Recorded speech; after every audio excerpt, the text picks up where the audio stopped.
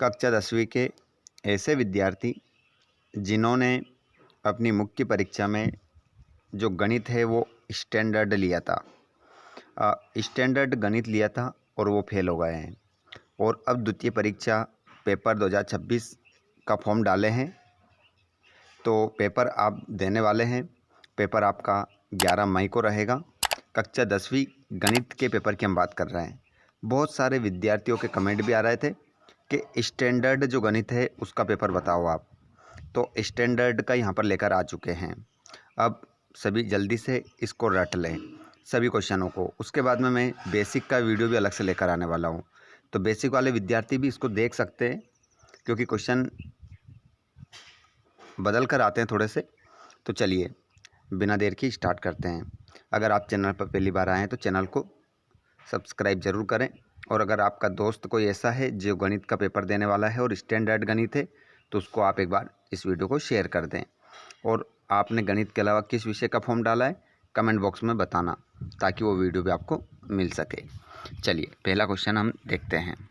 बनाने में, और देखिएगा पीडीएफ बनाने में थोड़ी जल्दबाजी करने के चक्कर में यहाँ पर पीडीएफ जो है अपना थोड़ा वाइट आपको नज़र आ रहा होगा, लेकिन क्लियर नज़र आ रहा है सभी को। जल्दी से कमेंट बॉक्स में बताइए आप सभी को नज़र आ रहा है ना?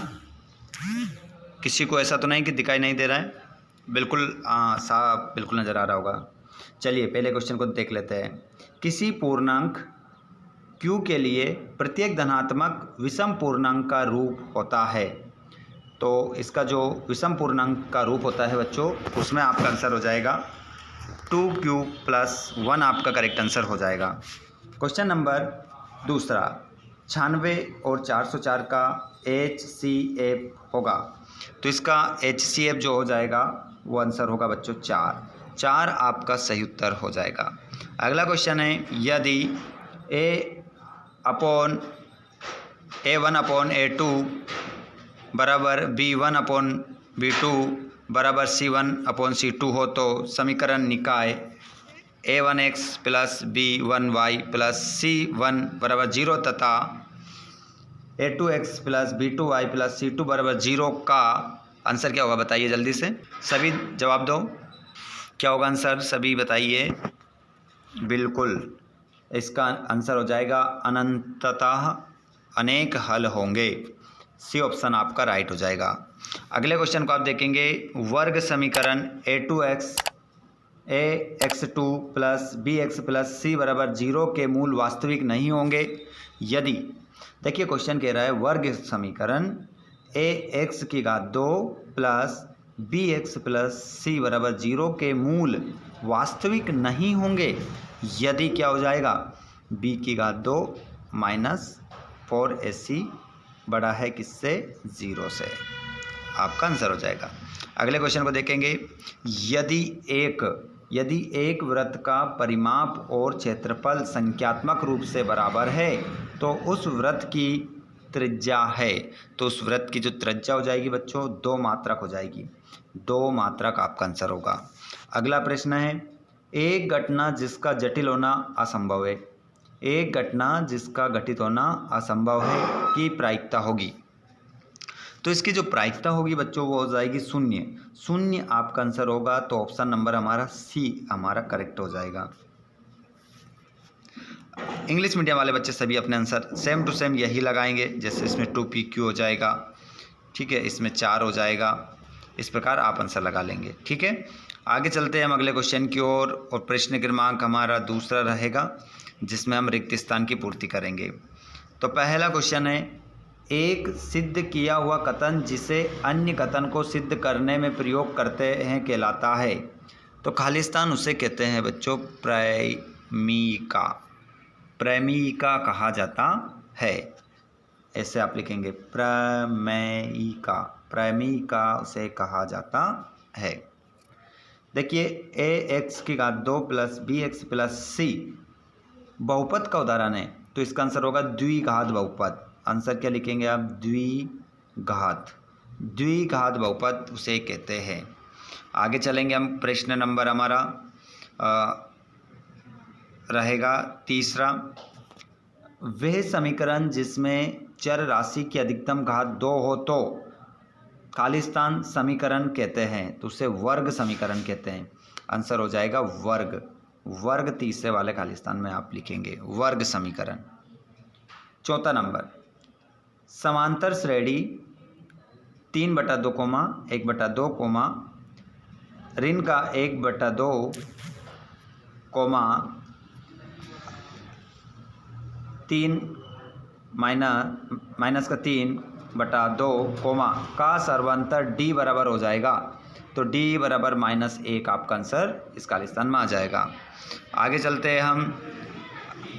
त्रिज्यखंड का क्षेत्रफल का सूत्र। तो देखिए त्रिज्यखंड का जो क्षेत्रफल होता है उसका सूत्र होता है Q/360 गुणित πr² आपका आंसर हो जाएगा। चलते हैं अगले क्वेश्चन की ओर। घनाभ में कुल फलक होते हैं, तो यहाँ पर याद रखिएगा घनाभ में कुल कितने फलक होते हैं? तो आंसर हो जाएगा 6 फलक होते हैं। अगला प्रश्न है, किसी प्रयोग की सभी प्रारंभिक घटनाओं की प्रायिकताओं का योग है? तो 1 हो जाएगा। 1 आपको लिखकर आना है। आगे चलते हैं। इंग्लिश मीडियम के सभी बच्चे अपने आंसर सेम लगाएंगे और यहाँ पर देखिएगा अगले क्वेश्चन की ओर चलते हैं हम। तीसरा प्रश्न आ गया आपका जोड़ी के रूप में। पहले क्वेश्चन को आप देखेंगे, मैच द कॉलम, मिलाएंगे जोड़ी सही। साइन कोष्टक में 90 डिग्री माइनस थीटा, ऋण में थीटा है आपका, तो इसका आंसर हो जाएगा कोस थीटा। टेन थीटा का जो मान होगा बच्चों वो निकल कर आएगा साइन थीटा बटा कोस थीटा, और कोस 45 डिग्री का जो मान निकल कर आएगा 1/1 में रूट के अंदर 2। 30 चौथा है 1 + tan² थीटा, तो इसका आंसर जो होगा बच्चों वो sin² थीटा हो जाएगा। सेक थीटा का जो मान निकल कर आएगा वो निकल कर आएगा आपका 1/cos थीटा, और कोट 60 डिग्री का जो मान आएगा वो आएगा 1/रूट के अंदर 3। आगे हम चलते हैं और यहाँ पर प्रश्न क्रमांक 4 वाला आप देखेंगे, रैखिक बहुपद की घात लिखिए। तो रैखिक बहुपद की जो घात होती है ना बच्चों वो 1 होती है। 1 आपका आंसर हो जाएगा पहले में। और यहाँ पर 2√2 कोमा √2, 0 का अगला पद लिखिए। तो अगला पद जो हो जाएगा बच्चों ऋण का √2 आपका आंसर हो जाएगा। अगले क्वेश्चन को देखेंगे आप, समकोण त्रिभुज के क्षेत्रफल का सूत्र लिखिए। तो यहाँ पर समकोण त्रिभुज के क्षेत्रफल का जो सूत्र निकल कर आएगा बच्चों वो निकल कर आएगा 1/2 गुणित आधार गुणित ऊंचाई, ये आपका सूत्र हो जाएगा। और बिंदु x, y की मूल बिंदु से दूरी लिखिए। तो इसकी दूरी हो जाएगी रूट में x की घात 2 + y की घात 2, ये आपका आंसर हो जाएगा। आगे देखते हैं, किसी बाह्य बिंदु से वृत्त पर अधिकतम कितनी स्पर्श रेखाएं खींची जा सकती है? तो आंसर हो जाएगा आपका 2 स्पर्श रेखाएं खींची जा सकती है। सभी विद्यार्थी जितने भी क्लास में जुड़ते जा रहे हैं, देखिए जैसे जैसे समय बीतता जा रहा है हमारे सभी क्लास में स्टूडेंट्स, हमारे विद्यार्थी जो 10th क्लास का पेपर देने वाले हैं गणित का, वो सभी जुड़ते जा रहे हैं। अधिक से अधिक संख्या बढ़ती जा रही है। तो आप सभी क्लास को आते जाएं और क्लास को लाइक ज़रूर करते रहें, और जिन्होंने चैनल को सब्सक्राइब नहीं किया है वो चैनल को सब्सक्राइब ही करें। ठीक है, सभी विद्यार्थी चैनल को ज़रूर सब्सक्राइब करें। और आप इस क्लास को कहाँ से जुड़ रहे हैं और आपका नेम क्या है, लाइव क्लास में सभी लिखते रहें, और जो बाद में जुड़ेंगे भैया वो कमेंट बॉक्स में भी बताते रहेंगे। हाँ चलो आगे बढ़ते हैं। बिल्कुल आप सभी का स्वागत है। बिल्कुल चलिए, क्वेश्चन क्रमांक आपका है 6, गोले का आयतन संबंधी सूत्र है। तो इसका 4/3 πr³ इसका गोले का क्या हो जाएगा, सूत्र हो जाएगा। और संख्याओं का समांतर माध्य लिखिए। तो संख्याओं का जैसे कि 1, 2, 3, 4, 5 का समांतर माध्य कितना होगा? तो आंसर हो जाएगा 3। ठीक है, 3 आंसर होगा आपका। आगे बढ़ते हैं हम अगले क्वेश्चन की ओर। इंग्लिश मीडियम में आप सभी बच्चे, इंग्लिश मीडियम वाले अगर जुड़ रहे हैं तो आप भी अपने आंसर यहाँ पर देख सकते हैं। उसके बाद में यहाँ पर प्रश्न नंबर जो आता है आपका वो सत्य फत्य में यहाँ पर आप देखेंगे पहले क्वेश्चन को आप यहाँ पर सत्यासत्य के रूप में 5वां क्वेश्चन रहेगा आपका। और पहला क्वेश्चन है आपका कि दो बहुपदों का योगफल एक बहुपद होता है, तो इसका आंसर आपका क्या हो जाएगा, सत्य होगा। पहले का जो आंसर होगा आपका सत्य होगा। ठीक है, ये आपको नहीं देखना है, जो बता रहे हैं उसको ध्यान से सुनना है, देखना है। समीकरण x प्लस वाई बराबर 5 में यदि x बराबर 1 तो y बराबर 4, तो बिल्कुल आपका आंसर ये भी क्या हो जाएगा, सत्य हो जाएगा। ठीक है, दोनों आंसर आपके सत्य हैं। प्रश्न नंबर 3, समकोण त्रिभुज में कर्ण सबसे बड़ी भुजा होती है, तो ये भी आंसर आपका क्या होगा, सत्य हो जाएगा।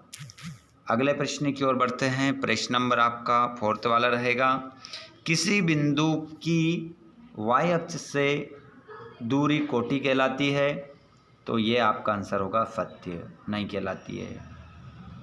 तो क्या कहलाती है, आप सभी कमेंट बॉक्स में बताएंगे। वृत्त को दो बिंदुओं पर प्रतिच्छेद करने वाली रेखा को स्पर्श रेखा कहते हैं, तो इसका आंसर भी आपका क्या हो जाएगा बच्चों, असत्य हो जाएगा। असत्य आपका आंसर होगा। वे वर्ग जिसकी आवृत्ति अधिकतम हो बहुलक वर्ग कहलाता है, तो इसका आंसर आपका सत्य हो जाएगा। सत्य आपका करेक्ट आंसर होगा।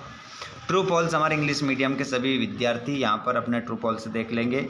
जो ऊपर आपको सत्य बताया है यहाँ पर आपका ट्रू रहेगा, जो आपको गलत बताया है वो फॉल्स आपका रहेगा।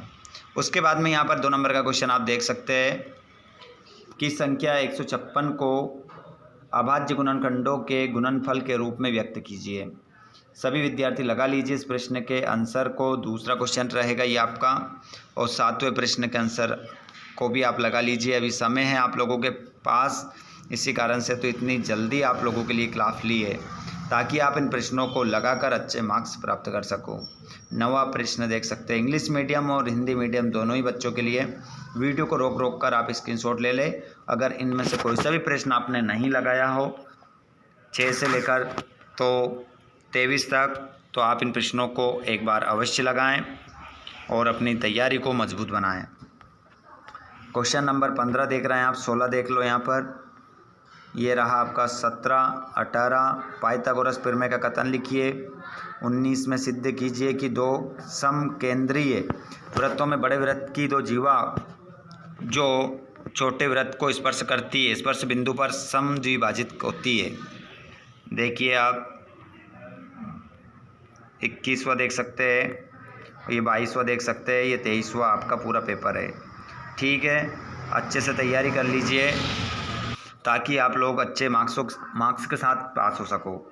ठीक है, तो ये हमारी क्लास यहाँ पर समाप्त होती है। सभी को ऑल द बेस्ट। आप